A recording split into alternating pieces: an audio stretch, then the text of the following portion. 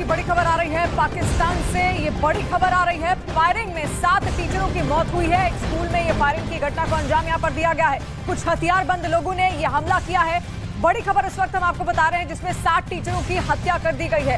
खैबर पख्तूनख्वा का वो इलाका पारा चिनार में ये पूरी घटना हुई है। अफगानिस्तान के पास इसका बॉर्डर भी पड़ता है। पाकिस्तान से ये बड़ी खबर हम आपको बता रहे हैं। फायरिंग में 7 टीचरों की मौत हो गई है। कुछ हथियारबंद लोग अचानक से आते हैं और वो हमला करना शुरू कर देते हैं जिसमें 7 टीचरों की मौत हो गई है। स्कूल में घुसकर बाकायदा ये फायरिंग की गई है। तो पूरी खबर पाकिस्तान से अफगानिस्तान सीमा के पास की ये पूरी घटना है। 7 टीचरों की हत्या कर दी गई।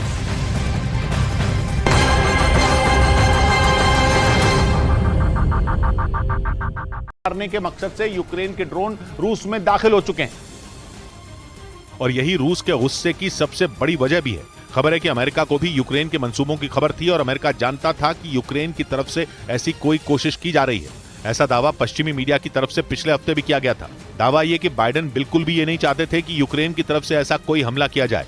मतलब यह कि बाइडेन ने ज़ेलेंस्की को ऐसा कोई कदम उठाने से रोका था।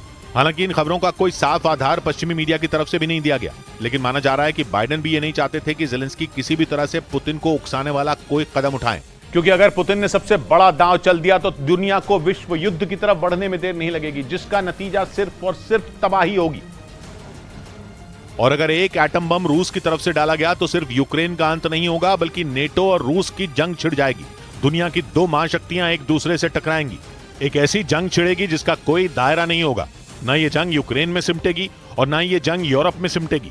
इस जंग की चपेट में पूरी दुनिया आएगी और ऐसा सर्वनाश होगा जिसका अंदाजा लगाना भी मुमकिन नहीं है।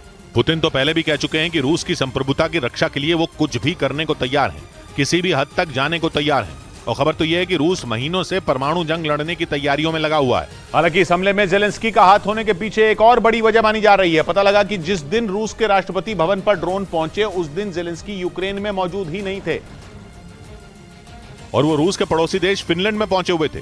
फिनलैंड में ज़ेलेंस्की का पहुंचना और ठीक उसी दिन क्रेमलिन पर ड्रोन से हमला होना महज इत्तेफाक नहीं समझा जा रहा। हालांकि फिनलैंड में ज़ेलेंस्की के पहुंचने की वजह नॉर्डिक देशों की समिट बताई गई, लेकिन इस समिट में उनके जाने की खबर सिर्फ तब आई जब क्रेमलिन के ऊपर मंडराते ड्रोन ढेर कर दिए गए। फिनलैंड को पिछले महीने ही नेटो में शामिल किया गया था।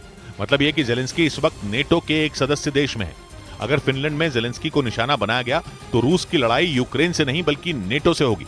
यानी यह रास्ता भी विश्व युद्ध की तरफ ही निकलेगा। इसलिए माना जा रहा है कि क्रेमलिन पर हमले की घटना दुनिया को विश्व युद्ध में धकेल सकती है। फिनलैंड को तो पहले से ही रूस से खतरा सता रहा है और इसीलिए उसने पिछले साल नेटो की सदस्यता के लिए आवेदन दिया था। लेकिन फिनलैंड रूस का पड़ोसी देश है। पुतिन की सबसे छोटी मिसाइल के लिए भी फिनलैंड में दाखिल होना कोई मुश्किल काम नहीं है। अगर गुस्से में लाल पुतिन का पारा चढ़ गया और उन्होंने फिनलैंड में हमला कर दिया तो जवाब नेटो की तरफ